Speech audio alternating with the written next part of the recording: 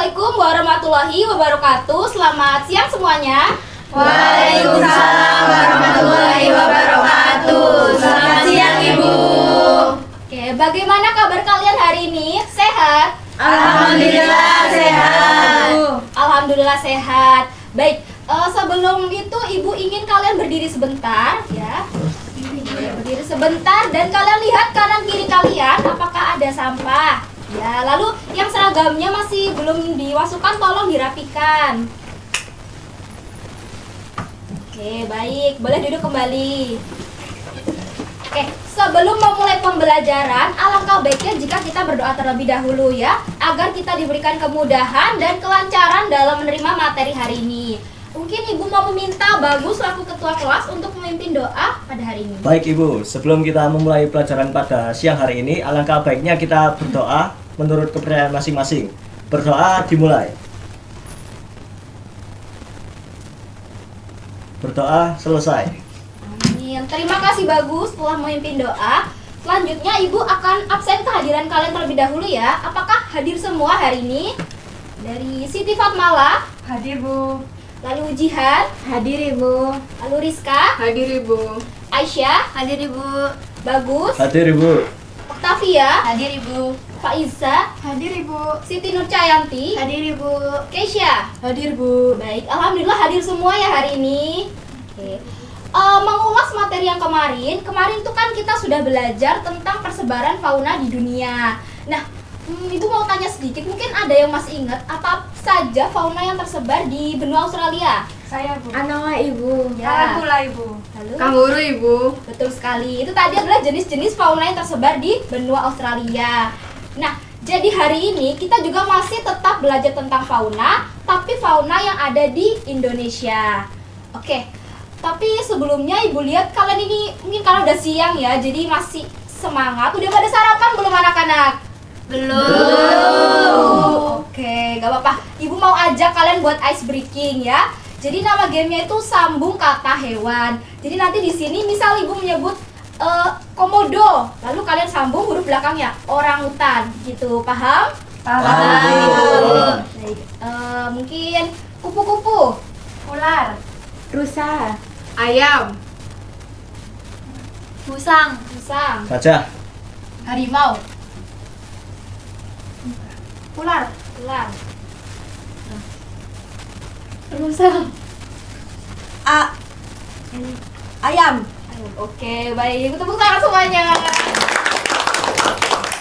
Jadi kita tadi sudah refresh ya, sudah ice breaking. Selanjutnya Ibu ingin memberitahu tujuan pembelajaran kita hari ini. Jadi hari ini Ibu harap kalian dapat yang pertama itu menjelaskan 3 wilayah persebaran fauna di Indonesia. Lalu yang kedua, kalian dapat membandingkan karakteristik flora di Sumatera, Kalimantan, Jawa, Bali, Wales, dan Papua. Lalu yang terakhir, kalian juga dapat mengidentifikasi faktor penyebab terganggunya flora dan fauna berdasarkan analisis kasus. Jadi nanti kalian itu akan presentasi, jadi Ibu harap kalian dapat mempresentasikan hasil diskusi kalian. Oke, sampai sini apakah ada pertanyaan? Belum Ibu. Baik, jika belum ada akan Ibu lanjutkan. Yang pertama, Ibu ingin bertanya dulu. Jadi seperti yang kalian tahu ya, Indonesia itu kan memiliki keanekaragaman fauna dan flora yang sangat tinggi. Nah, tentunya keanekaragaman ini membuat fauna dan flora di barat, tengah, dan timur Indonesia itu berbeda-beda. Nah, apa sih yang menyebabkan perbedaan itu? Lingkungan Bu. Ya, Kondisi geografisnya Bu. Iklim Ibu. adaptasi Ibu. Betul sekali, itu tadi ya hal-hal yang menyebabkan perbedaannya. Nah, jadi hari ini kita akan mengulas materi kemarin. Kita sudah mempelajari tentang persebaran flora dan fauna di dunia. Di situ itu ada beberapa wilayah-wilayah persebaran flora dan fauna seperti Nearktik, Neotropikal, Palearktik, Etiopian, Oriental, dan Australian. Nah, Indonesia ini sendiri termasuk wilayah yang unik karena berada di antara wilayah Oriental dan Australian. Yang mana wilayah Oriental ini mempengaruhi persebaran fauna di Sumatera, Kalimantan, Jawa, dan Bali. Sementara yang Australian mempengaruhi persebaran flora dan fauna di Kalimantan dan di Papua dan Maluku. Baik, jadi itu tadi ya. Hari ini kita akan mempelajari tentang sebaran flora dan fauna Indonesia berdasarkan garis Wallace dan garis Weber.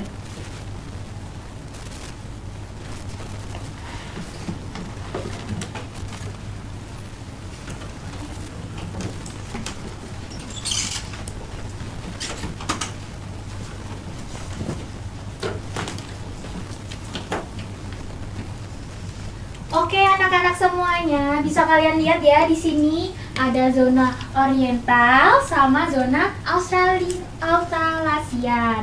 Nah, Indonesia ini unik anak-anak. Jadi, Indonesia ini terletak di antara zona oriental sama Australian. Nah, ada yang masih ingat nggak? Indonesia itu terletak di antara paparan apa? Dua paparan loh. Paparan Sunda dan paparan Sahul, Bu. Oke, kasih tepuk tangan buat Oke, paparan Sunda ada di sebelah mana? Di sebelah barat, Ibu. Bener banget. Lalu paparan Sahul ada di sebelah mana? Timur. Ibu. Timur, bener banget. Ibu lanjutkan ya. Nah, di sini ada 3 zona peralihan Indonesia. Nah, bisa kalian lihat ya, ada zona bagian barat, bagian tengah atau Wallace, dan bagian timur. Nah, bagi zona ini terbagi menjadi 3 bagian itu oleh 2 garis nih. Ada yang udah pernah dengar belum? Garis Wallace sama garis Weber? Belum ya? Oke, Ibu jelaskan ya. Jadi, garis Wallace itu membagi zona bagian wilayah Indonesia bagian barat sama wilayah Indonesia bagian timur. Sedangkan garis Weber membagi zona Indonesia bagian timur dan juga peralihan. Nah, kita mulai dari zona Indonesia bagian barat ya. Nah, zona Indonesia bagian barat itu mencakup wilayah mana aja sih? Coba, ya, Jihan silakan. Sumatera, Jawa, Bali, dan Kalimantan, Bu. Bener banget, kasih tepuk tangan buat Jihan. Oke, bener banget ya yang dikatakan Jihan bahwa wilayah Indonesia bagian barat itu mencakup Bali, mana lagi? Jawa. Lalu Kalimantan. lalu Sumatera. Oke, fauna endemiknya itu adalah endemik tadi apa? Unik. Nah, fauna uniknya yaitu ada burung jalak Bali, ada orang utan. Ini apa? Gajah. Untuk floranya ada apa? Kantung Emas. Oke, sudah pada tahu ya. Nah, kita lanjut nih di wilayah Indonesia bagian tengah atau West. Nah, peralihan ya. Jadi di sini itu mencakup wilayah mana aja sih? Coba Rizka. Wilayah peralihan mencakup Pulau Sulawesi dan juga Nusa Tenggara. Bener banget, kasih tepuk tangan buat Rizka. Oke, bener banget ya. Jadi wilayah peralihan atau wilayah Indonesia bagian tengah itu mencakup wilayah Nusa Tenggara dan juga wilayah Sulawesi. Oke, fauna khasnya itu ada apa? Komodo. Lalu ada anoa sama babi Rusa. Oke, kita next ya ke wilayah Indonesia bagian Timur. Oke, wilayah Indonesia bagian timur mencakup mana aja Pak Iza? Papua. Nah, bener ya, wilayah Papua, wilayah timur. Kasih tepuk tangan buat Pak Iza. Oke, fauna endemiknya ada yang bisa sebutin? Saya, Bu. Apa? Burung cendrawasih. Bener banget, kasih tepuk tangan buat. Bener ya, jadi di wilayah Indonesia bagian timur itu ada burung cendrawasih, ada kasuari. Burung cendrawasih itu kan terkenal banget, identik dengan wilayah Papua. Begitu anak-anak. Nah, kita lanjutkan ke faktor yang mempengaruhi sebaran flora dan fauna. Nah, yang pertama ada iklim. Coba Kak Bagus, isi dari iklim itu apa aja? Mungkin suhu, curah hujan, kelembapan. Ya. Nah, betul banget. Ada 3. Kasih tepuk tangan buat Bagus. Oke, Ibu bahas satu dulu ya. Suhu. Nah, siapa yang di sini udah pernah ke daerah dataran tinggi kayak contohnya di Malang? Saya Udah pernah semua ya. Coba Ais, mungkin di sana ada tanaman apa sih? ada buah apel sama stroberi Bu yang Nah. banyak di sana. Di sana berkembang biak dengan subur ya, Iya. dengan baik ya. Iya, Nah, banyak. itu adalah salah satu contohnya. Jadi, di mana flora itu bisa berkembang baik itu di daerah yang suhunya itu cenderung rendah. Makanya itu di daerah Malang itu ciri khasnya dengan apel batu dan juga stroberi. Nah, lanjut ada curah hujan dan juga kelembapan. Nah, curah hujan dan juga kelembapan, di mana curah hujan yang tinggi, kelembapan yang tinggi, otomatis apa? Floranya itu beragam. Nah, dari flora yang beragam tadi, seperti contohnya ada hutan hujan tropis. Nah, di sini kan banyak banget floranya ya. Ini ada floranya, banyak banget jenisnya. Nah, di sini mengundang apa? Ada hewan herbivora masuk, makan apa? Makan tumbuhannya. Mereka ada interaksi di situ. Lalu ada apa? Hewan karnivora juga masuk. Nah, disitulah terjadinya sebaran flora dan fauna. Kita lanjut ya anak-anak. Nah, Ibu tanya nih. Nah, di sini kan ada faktor ketinggian juga mempengaruhi sebaran flora dan juga fauna. Nah, yang pertama, ada yang pernah naik gunung? Pernah. Belum. Ada yang belum, ada yang pernah ya. Coba dong, siapa yang udah pernah naik gunung? Saya Bu. Oke, silahkan. Yanti, silahkan. Kalau di daerah pegunungan kan tinggi ya Bu, di Iya. sekitar 1.500-an gitu. Nah itu floranya itu kebanyakan kayak teh, kopi, terus coklat, terus banyak juga kayak pohon-pohon pinus sama cemara gitu Ibu. Nah, makasih ya Yanti. Nah, kasih tepuk tangan dulu buat Yanti sudah menjawab. Nah, jadi benar banget. Mungkin di daerah kalian, kita kan daerah dataran rendah ya anak-anak ya. Jadi banyak tumbuhan seperti padi, ada tebu, ada jagung, benar. Nah, di daerah atasnya lagi mungkin kita naik gunung yang sekitar 500 ke atas, 1500 mdpl gitu ya.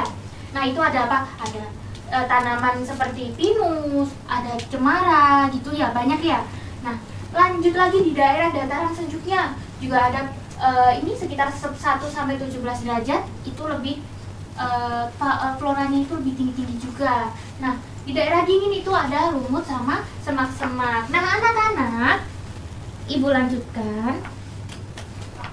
Nah, ada faktor jenis tanah nih yang mempengaruhi sebaran flora sama fauna. Nah, ada jenis tanahnya banyak nih. Nah, di daerah kan tadi terbagi jadi 3 wilayah ya.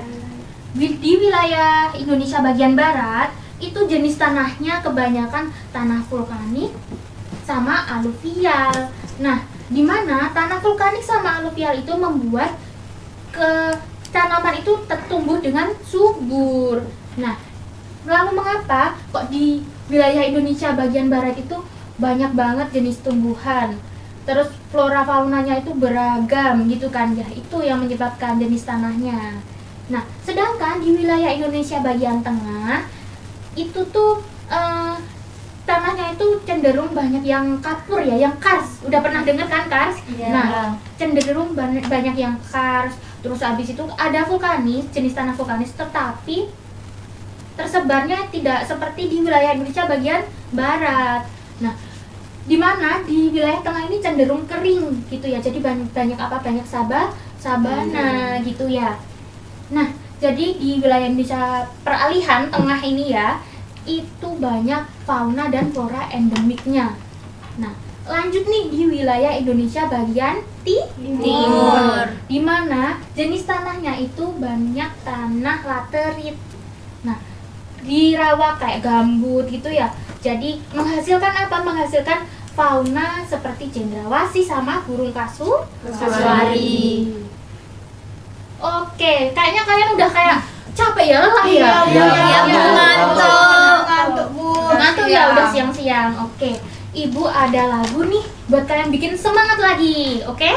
Nah, ini lagunya dengan judul Ragam Flora Fauna di Indonesia. Liriknya itu nadanya seperti lagu kita masa kecil.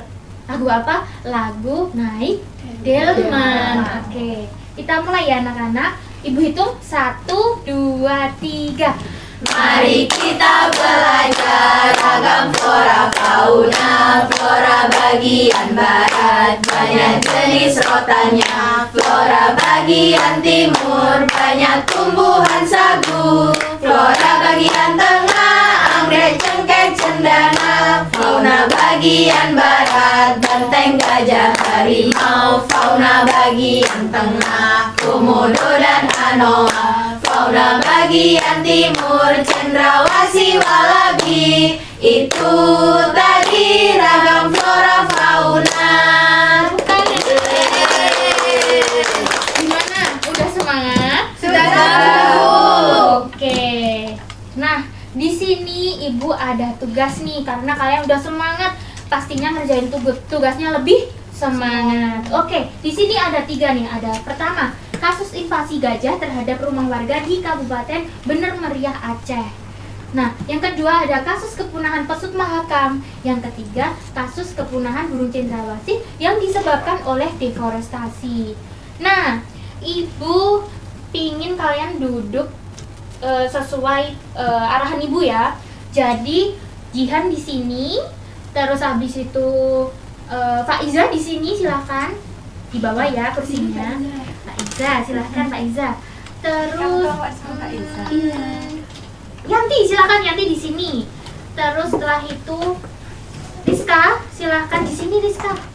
Boleh di sini. Terus ada Okta di sini Okta. Saya gimana, Bu? Kamu di mana ya? Bagus di situ, bagus. Oke, siap Bu. Ais juga di situ sama Bagus. Oh, iya. Keisha di Sama dong. Oh iya, agak geser dong. Oh iya, ya. Sini guys, sini guys. Udah Bu. Bisa nggak? Aman semua? Aman nih Bu, aman di sini. Oke, untuk ibu bentuk 3 kelompok ya. Ini kan udah bentuk 3 nih. Oke. Untuk ketuanya siapa ya? Kamu ketuanya Rizka ya, kelompok 3. Kelompok 2 siapa? Oh, Yanti. Oke, siap. Yang kelompok satunya? Bagus, Bu. Ini. Ketua kelompok silahkan maju. Disuruh ngapain ini, Bu, nanti? Ini Kok takut? oh, Diundi apa diundi. Oh, jangan Bu. Pilih yang warna pink Yanti. Nah, silakan ambil. Hijau. Berapa ini? Kita dapat 2. Nah, silakan ini ya, sebentar. Ibu Bagikan sekalian LKPD-nya ya anak-anak. Oke. Coba kelompok 1 dapat apa? Kelompok 1 dapat invasi gajah Ibu. Oke, bener. Kelompok 2 dapat apa? Kepunahan pesut mahakam Ibu. Kelompok 3 dapat apa? Kepunahan burung cendrawasih, Ibu. Benar. Oke. Ibu bagi sesuai LKPD-nya. Baik Ibu. Oke. Ini kelompok 1. Saya, Bang. Oke. Makasih, Bu. Kelompok 2. Kayak Bu. Kelompok 2 ini. Maaf. Makasih Bu. Kelompok 3 ya. Gampang. Silakan dikerjakan. Gimana? Kan kalau bisa kita Oke, waktu mengerjakan gimana kalau 5 menit? 20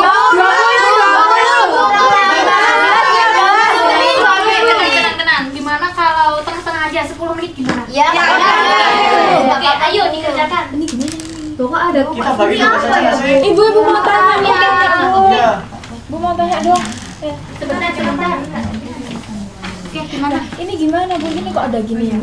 Saya berarti Nah, ini gini, kalian itu Oh ya, harus scan scan dulu. dulu. Informasinya itu kalian scan dulu, terus kalian bisa mengerjakan nih. Sebutin faktanya juga loh ya. Terus ini berarti faktanya Bu. Benar. Dari sini berarti. Iya, benar. Disimak loh ya. Ya, makasih Bu. Iya, Sudah, sekarang kita bagi tugas Scan aja ya. nggak sih? Oke, Bu.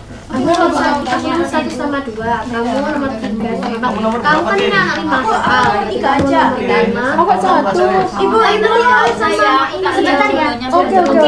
Berarti aku jawab sama itu. Dari sumber lain yang sumbernya yang apa fakta lain. Jadi masuknya nih ya. Ini kan disuruh kita membuat judul dari Ditambahkan boleh dong saya. Semangat ya. Oke. Ibu mau tanya nih, ini yang nomor 1 ini kan judul ya, Bu. Ini nggak boleh kan kalau YouTube apa ya enaknya judul yang kembang dari Kan kalian bisa gampang. Ini yang ini tapi Bener. Ini gajah ya? Iya.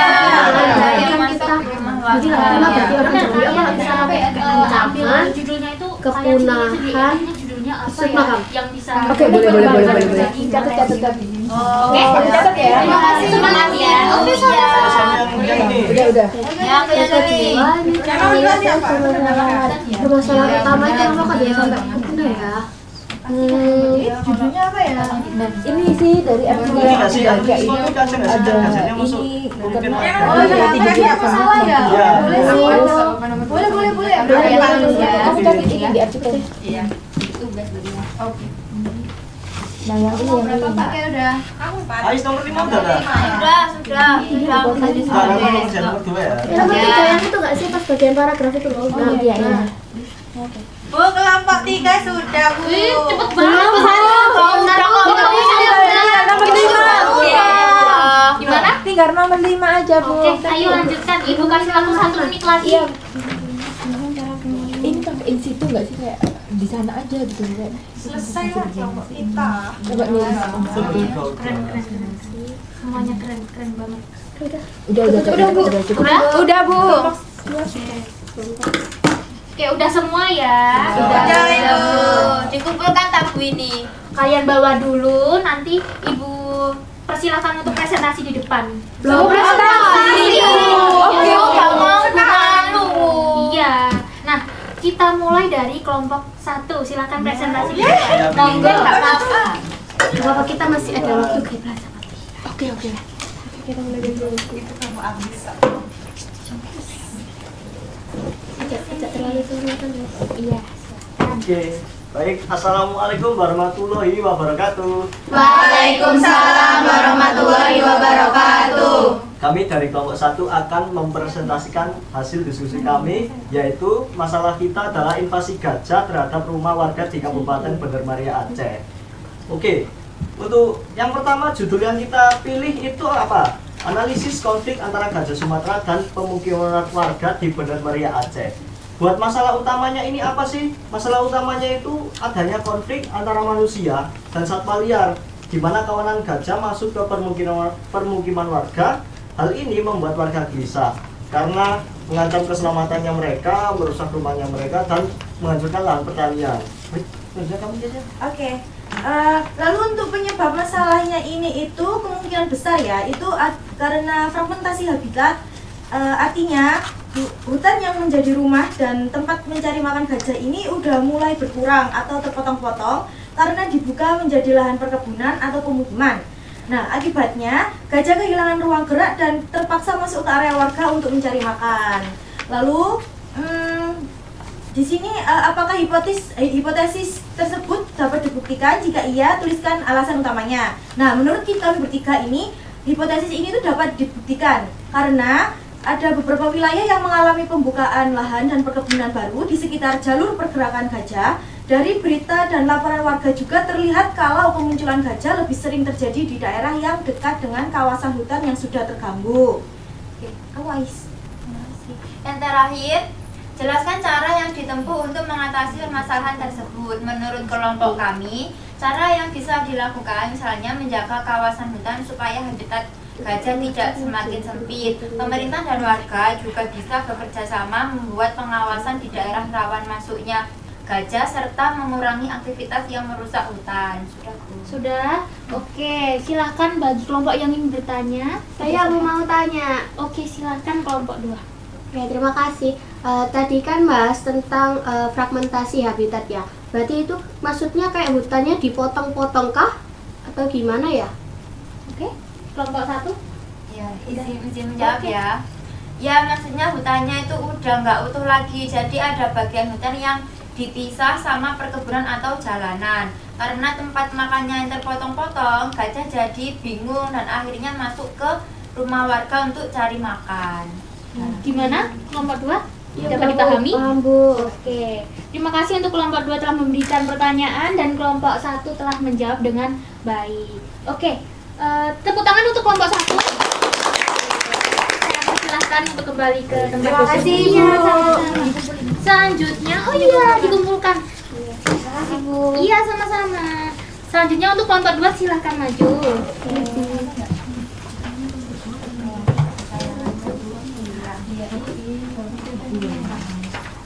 Oke, baik. Assalamualaikum warahmatullahi wabarakatuh. Waalaikumsalam warahmatullahi wabarakatuh. Kami dari kelompok 2 dengan membahas kepunahan pesut makam.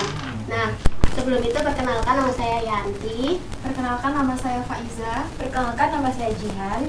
Kayak di sini kita akan memberikan hasil diskusi kami. Yang pertama itu kita mengambil judul dengan ancaman kepunahan pesut makam di Sungai Mahakam. Terus yang kedua itu permasalahan utamanya itu apa? Nah, karena pesut makam ini tuh terus menurun dengan jumlah individu yang hanya sekitar 60-80% aja. Nah, ini tuh terkhusus di daerah Kabupaten Kutai Kartanegara. Tuh. Kemudian nomor 3, tuliskan hipotesis atau dugaan sementara penyebab permasalahan. Nah, jawabannya tingginya angka kematian akibat aktivitas manusia seperti jeratan jaring insang yang menyebabkan 70% kematian, polusi logam berat dan mikroplastik dari perkebunan sawit serta tambang batu bara. Reproduksi pesut mahakam sangat lambat, di mana kehamilan 14 bulan, interval kelahiran 2-5 tahun sehingga berstatus sangat terancam punah. Kemudian nomor 4, apakah hipotesis tersebut dapat dibuktikan? Jika iya, tuliskan alasan utamanya. Jawabannya iya.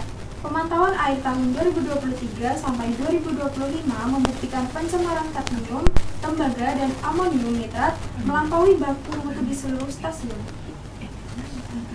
Selanjutnya yang terakhir yaitu dengan Maaf, untuk kelompok lainnya tolong diam sebentar ya anak-anak. Iya, Bu. Ya, silakan kelompok 2.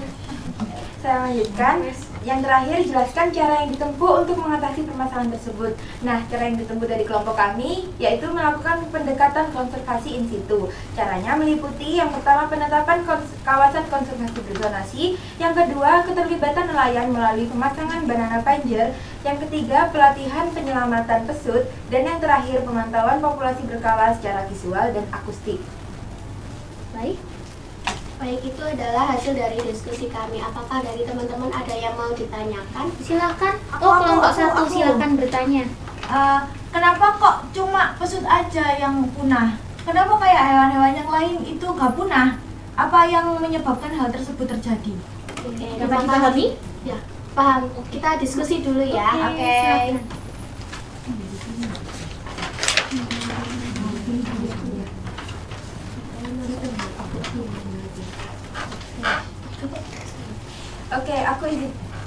Saya izin menjawab pertanyaan dari Keisha.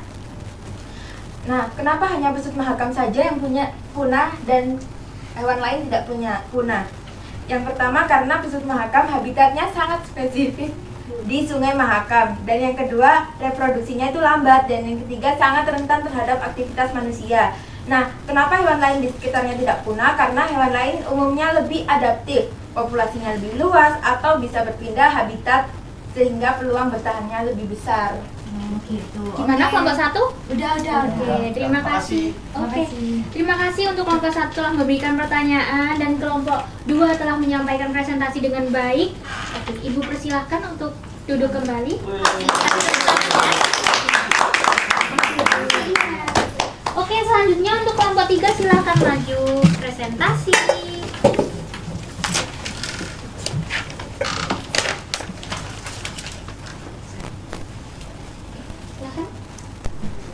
Assalamualaikum warahmatullahi wabarakatuh. Waalaikumsalam warahmatullahi wabarakatuh. Perkenalkan, saya Rizka Rahmawati. Saya Siti Fatmala. Saya Oktavia Ulramadjani.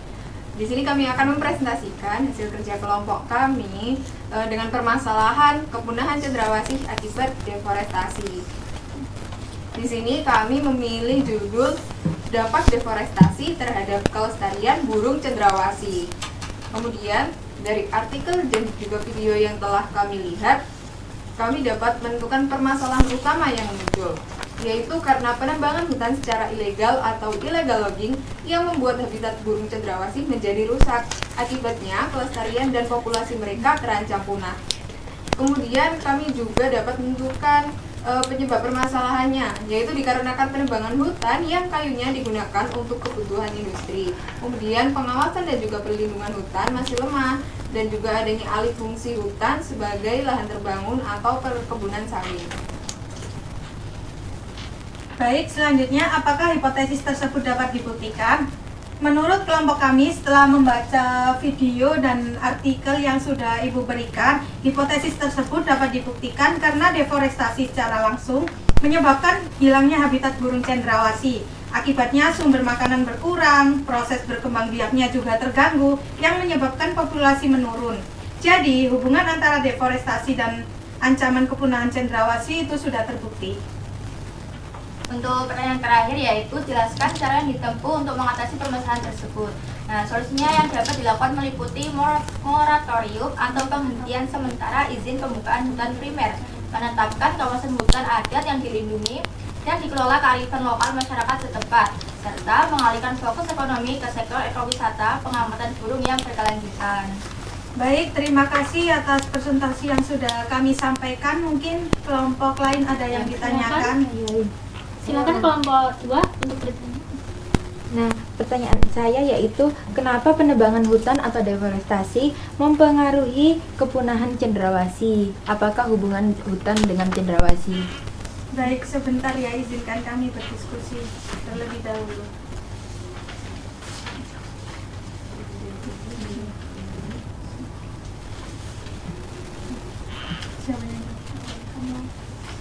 Baik, izin menjawab pertanyaan dari Jihan.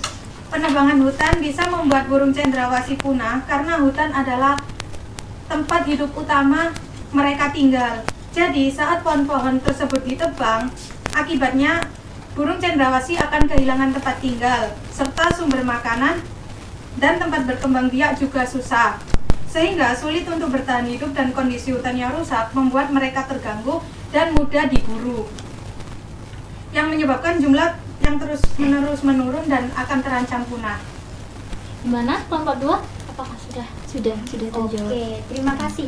Terima kasih untuk kelompok 2 telah memberikan pertanyaan, dan terima kasih untuk kelompok 3 telah menyampaikan presentasi dengan sangat baik. Oke, kita kasih tepuk tangan untuk kelompok 3. Baik, terima kasih presentasi dari kami. Kurang lebihnya mohon maaf. Wassalamualaikum warahmatullahi wabarakatuh. Waalaikumsalam warahmatullahi wabarakatuh.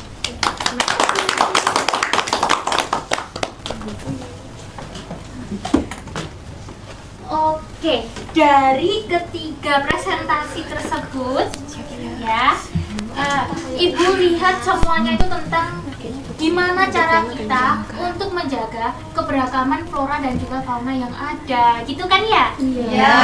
Coba sebutin nih, gimana cara kita menjaga flora dan fauna? Saya Ya. tidak menebang hutan secara sembarangan. Nice, Saya tidak menangkap ikan dengan jaring. nice. Sekali lagi, oke, Tidak bagus. membuang sampah sembarangan, Bu. Bagus banget, oke. Nah, kalian udah paham kan ya? Oke, Ibu sekarang mau kasih reward buat kelompok satu ya. Terima kasih Bu. Oke, tenang. Nah, menurut Ibu dan dari observasi tadi, dari penyampaian kalian mempresentasikan isi materi gitu ya. Menurut Ibu dan juga ya, Pasti. oke, kelompok yang terbaik adalah kelompok kelompok 2.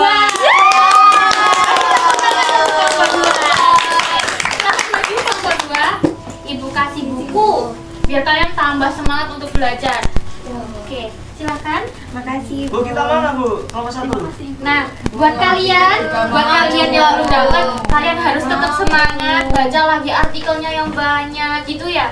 Biar apa? Biar bisa hasil tugasnya itu biar bisa bagus, oke? Oke, terima kasih. Oke, silakan.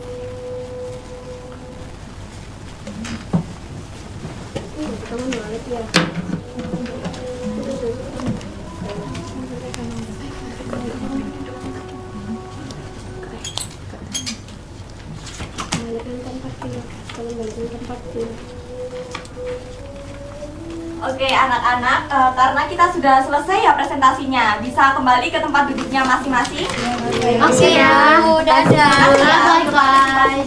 Berpisah. Dadah Yani. Dadah. Ya, tunggu lah.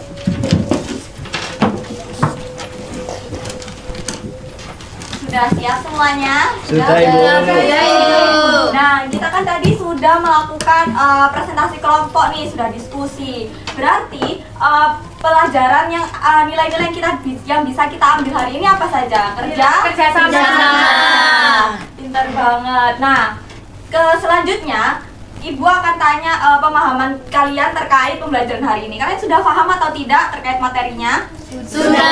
Ya, alhamdulillah. Happy nggak dengan pelajaran hari ini? Happy. Tepuk tangan dulu semuanya. Nah, biar kita makin semangat lagi, Ibu ada kuis untuk meningkatkan pemahaman kalian nih. Bisa dikeluarkan handphonenya.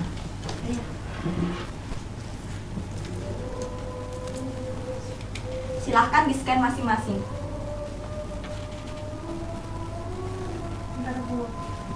Oke. Bisa. Kalau yang kurang jelas boleh Bisa, ke Ibu. depan. Bisa.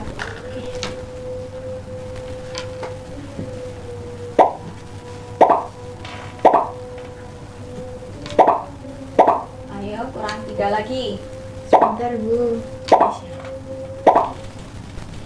Sudah semuanya? Sudah. Oke, Ibu mulai ya.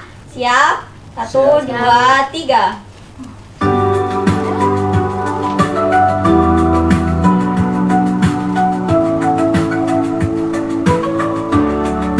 Ayo, kurang 1 anak. Oke, benar. Next question. Ayo, jangan salah lagi ya.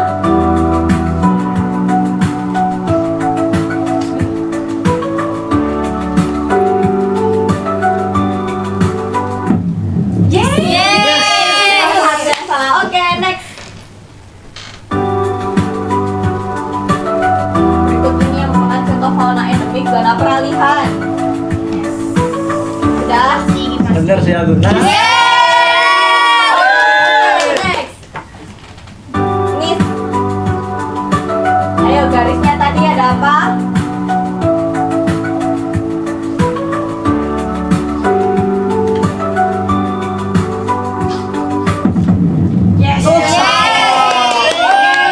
Ini pertanyaan terakhir.